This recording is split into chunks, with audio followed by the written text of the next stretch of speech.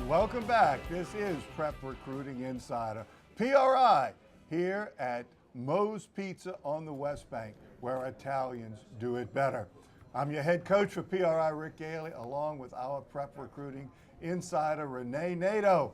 And we are joined in this segment covering Class 2A and Class 1A by Coach Tony Agresta of Northlake Christian and Coach Reggie Rogers of the Bonnabel Bruins. Let's take a look at Class 2A first, gentlemen, where the Sterlington Panthers are playing the Manny Tigers and the St. Helena Hawks are at the Madison Prep Chargers. Renee? Sterlington head coach Jason Thompson's done a great job. His offense producing 52 points per game. Manny, 4 shutouts. Running back A.J. Carter, 1,500 yards, 9.6 yards per tote, 28 touchdowns. Offers from Louisiana Tech and Texas Tech.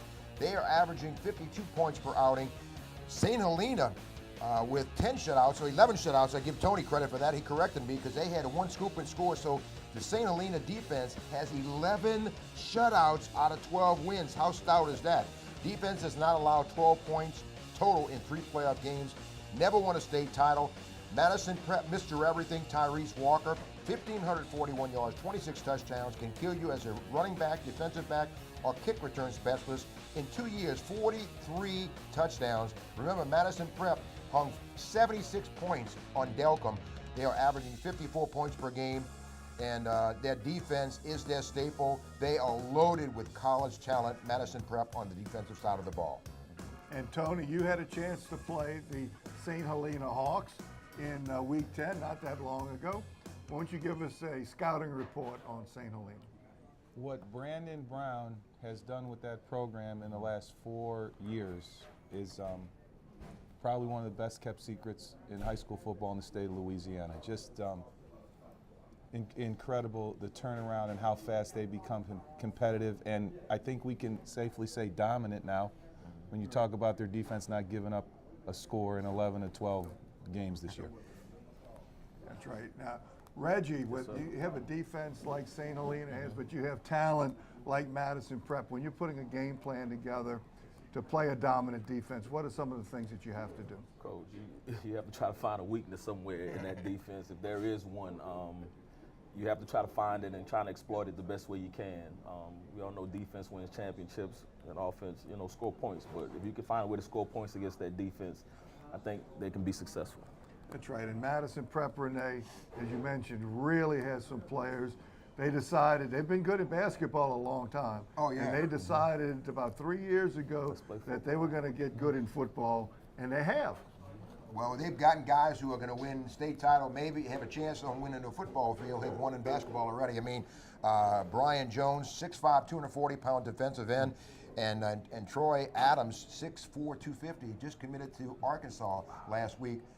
And they run. These guys are 4'6" guys. They can run. So it's not just size, it's skill. And if they make a mistake, they'll cover for it pretty quickly. That's right. This is Madison Prep's 4th year playing football and 2nd in the semifinals. They figured out how to get good really fast. Let's go to 1A. Got some classic matchups here. The Oak Grove Tigers at 10-3.